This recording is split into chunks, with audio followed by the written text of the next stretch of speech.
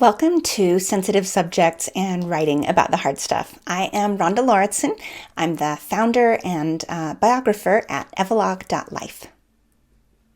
I'd like to invite you to get the slides and a flip book with some of our best wisdom about writing the hard stuff at evalog.life/sensitive1. I'll email you a bunch of tools if you go to that page. Have you ever had the experience of something that you needed to know or find sort of falling off the shelf at exactly the moment you needed it?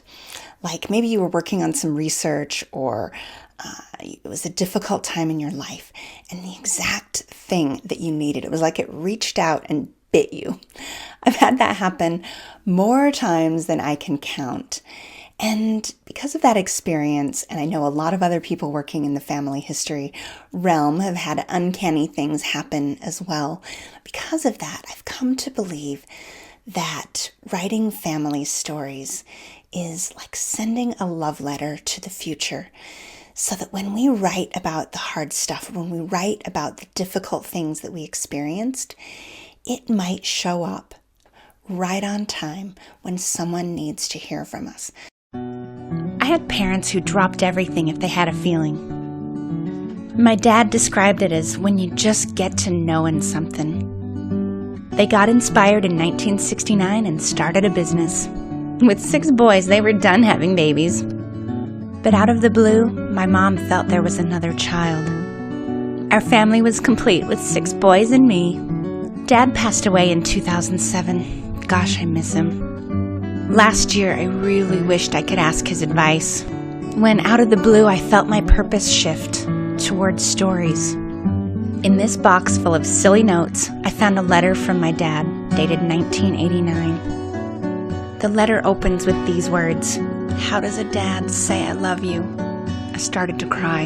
Then he gave me his advice. Listen to promptings and expect miracles, even in small things in everyday living. If you can't see the whole picture, act on what you can see. Go farther and you can see a little more. May we have many joyful times through the eternities. With love, Dad. I don't remember getting that letter when I was 13. It's like he sent it into the future, arriving on time when I needed to hear from him. His words, like his life, gave me confidence to act and start evalog.life.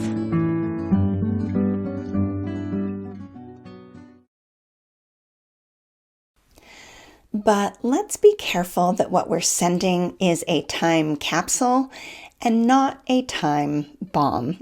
When the information is pleasant, when it's inspiring, when it helps us to discover who we are, those are time capsules. But when information is unsettling, when it doesn't jibe with our version of what we thought the truth was, that can have a way of turning our world upside down. And the whole purpose of this conversation we're having today is to help you navigate some of the sensitive subjects in your stories, in your family stories, with your family dynamics, so that we can inspire and bring people together and not pull the rug out and turn people's lives upside down without getting through it safely to the other side. So, in the work of family storytelling and family dynamics, what could possibly go wrong? I grew up in a family business, and family business is great until it's not. And so my whole life has been professionally and personally dealing with family dynamics. And I know I'm not alone in this, but this is tricky territory, and I'm hoping to help you walk through this to bring your family together and not drive a wedge. So let's start by addressing some of the pitfalls. And one of those pitfalls is insisting that your version of the truth is the truth with a capital T, that you know what happened, your interpretation of what happened is right, and everybody else is wrong. If you would like to start a family war, just go ahead and hold on to that belief, because memory is notoriously unreliable. If you have 5 family members or 5 people who were at the scene of a crime or at an incident that happened, and you interview all 5 of them, you're going to get 5 versions of what happened. So which one is true? In a family, not only may memory be unreliable, but every person in the family sits at a different place in the table. Birth order, family dynamics, personalities, our personal lived experiences all influence how we view a situation. And so as much as we can be certain that the way we're looking at something is accurate, let's not be so sure. Because wars are fought over being right. People say wars are fought over religion. Nope, they're fought over I'm right and you're wrong and I have the truth and you're mistaken and you need to come around and see things my way.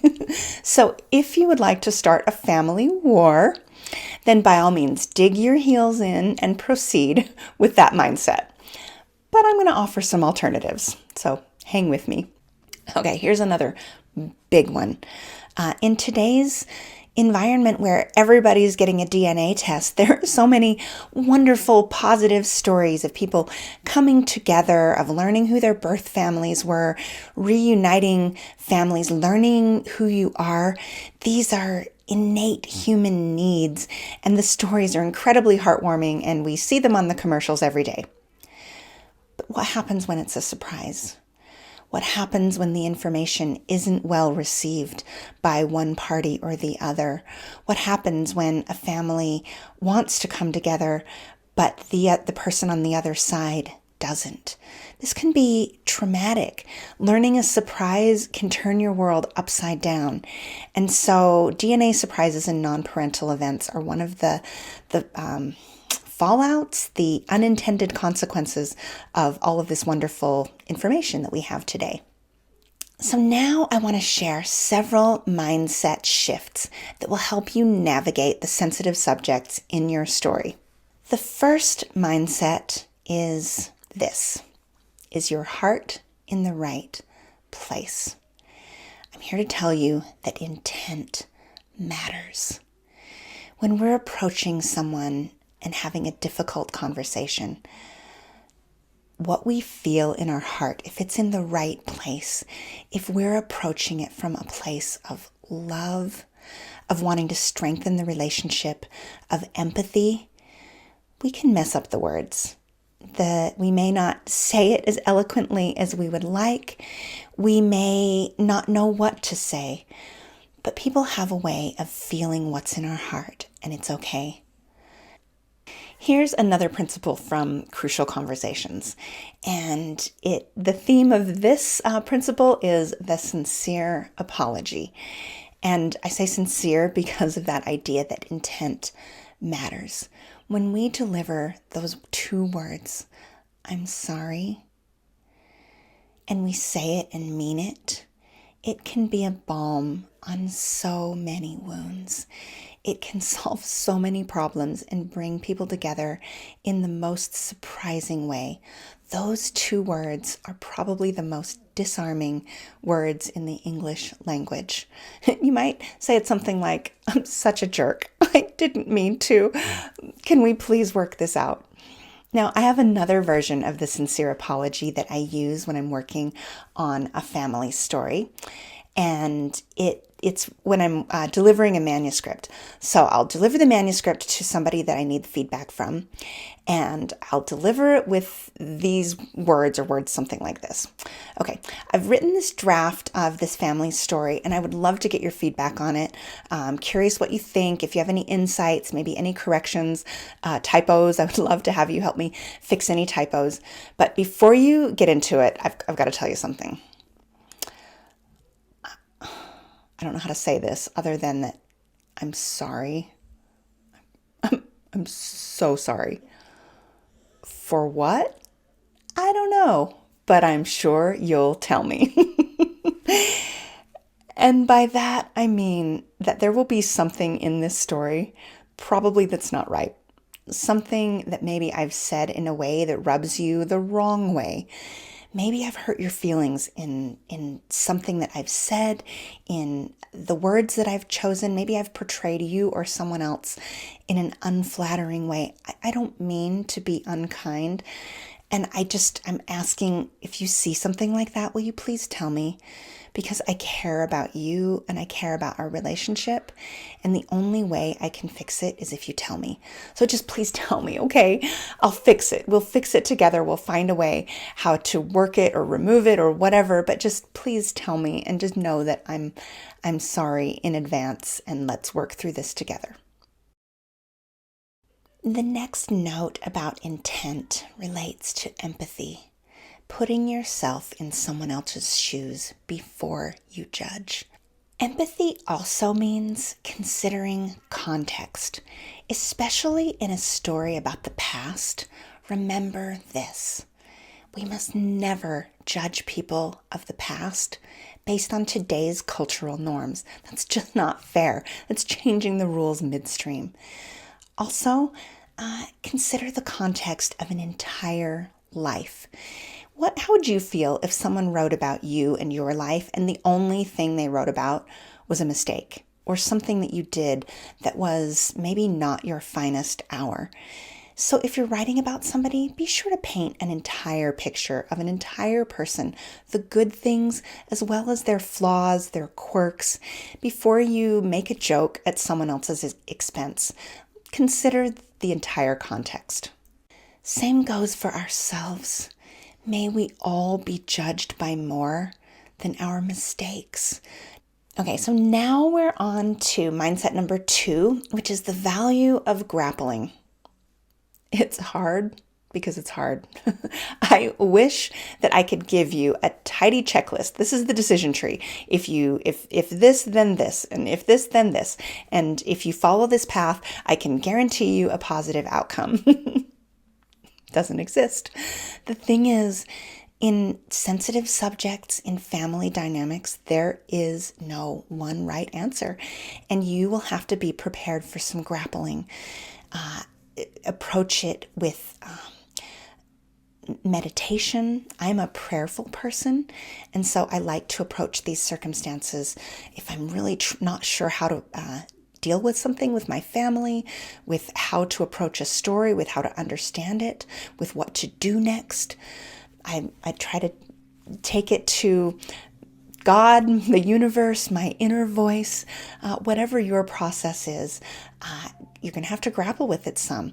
Get some sleep, do some journaling, talk about it with a trusted friend, maybe therapist. So we'll talk about all of these ways of grappling in a moment.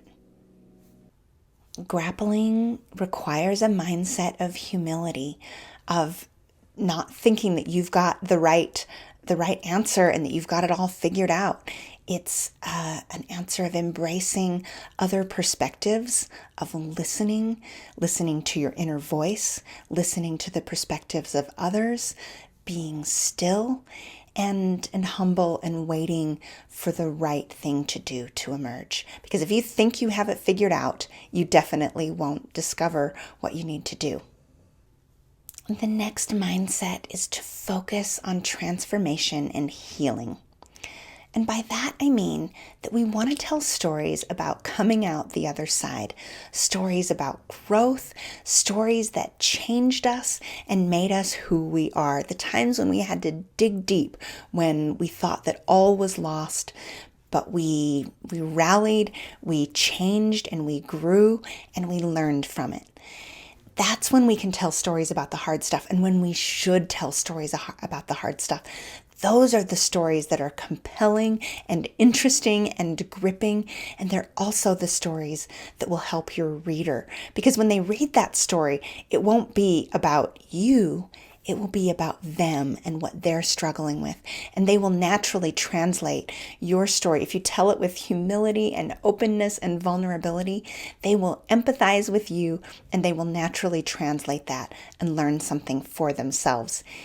If you refrain from beating them over the head with the moral of the story. Don't do that. When you force your moral of the story on somebody else, it never works. So just let them figure out the answer and what the story meant for themselves. By all means, you are more than welcome to tell them what you learned from it, but you don't get to tell them what it should mean to them, okay? And remember that you are the hero in your own story. I mean, isn't that an amazing thought? If your life were a movie, you are the hero. It's about you. And heroes start out flawed at the beginning, but they change and they grow, and we're cheering for them by the end. There's this uncanny thing that I've noticed in working with people in telling family stories, and that's that in telling the story, you change and you grow through the process. In short, I've just come to believe that when you tell your story, it changes the ending. It changes the ending for you, it changes the ending for your reader, and it changes the ending for your family. That's why we send love letters to the future. Okay, in closing, I want to give you just a few quick strategies for finding your path. One strategy to consider right off the bat is to find a competent therapist. If your story involves trauma or abuse or something of which you're really ashamed, or if you're trying to dredge out a story that's been festering in the dark, those ugly things have a way of coming out swinging, and you may do well to get the advice and help of a competent therapist or counselor who can help you navigate that territory and ultimately come out the other side where those ugly things that were in the dark can dry out, shrivel out in the sun, and you can come out of it healed. Also, consider processing your thoughts in a private journal. Journaling can do wonders for getting your thoughts out, for helping you figure out the way that you are thinking about something, for getting all that gook that you've been bottling up inside and just sort of getting it out. Now, I don't recommend that a journal that you use for processing is something that you leave to your kids. Those are time bombs. So the stuff that I write in the morning when I'm like maybe not at my finest, those are not the stories for family history. Those are just for me. And I give myself full permission to burn them when I'm done. So just know the difference between a family story, a journal that might be logging important events in your life and that you want to leave, versus the things that are just for you. So also a word to the wise. Tell your family what you want done with those journals. Just don't leave them to be found. We've worked with some people who have inherited journals and they've read it and thought, I'm not so sure I want to be reading this. So don't do that to your kids, okay? Another strategy can be to find a group. There are wonderful support groups now for DNA surprises. One of my favorite is a group called DNA Angels. They have a support group on Facebook for people who have experienced a DNA surprise. You might consider another Facebook group. Writing groups can be very therapeutic. I also run a group for professional interviewers and writers, and we bring some of our difficult situations that we're grappling with. Maybe it's in a client's story, and of course we maintain confidentiality, but we can help get a trusted professional to maybe help us see it from a different perspective. So groups like that can be super duper helpful. And as you process your story with a trusted friend, a therapist, or in your journal, just embrace the unburdening effect. Brene Brown, who wrote Daring Greatly and other wonderful books about the power of vulnerability, says that the effect of bottling up our shame can be more detrimental to our emotional well-being than the actual experience itself. So I just encourage you to unburden with a trusted friend. Now keep in mind, these difficult stories, our shame stories, are not necessarily for public consumption. There may be one or two trusted people who love us no matter what, who have earned the right to hear our difficult stories and who can walk with us through that path. So don't just post it on Facebook, right? There's a time and place for these things. There's a time and place for our stories. Maybe not all of them should be shared, but when we do share it with somebody, it can have a tremendous unburdening effect. And I would encourage you to come forward and not keep that stuff just stuck inside. In closing, I would encourage you to write love letters to the future, those stories about how you overcame the most difficult moments of your life, those stories about what made you who you are, stories of a time when your family overcame deep adversity, because these are the stories that will help someone in the future know that they're capable of far more than they could have ever imagined.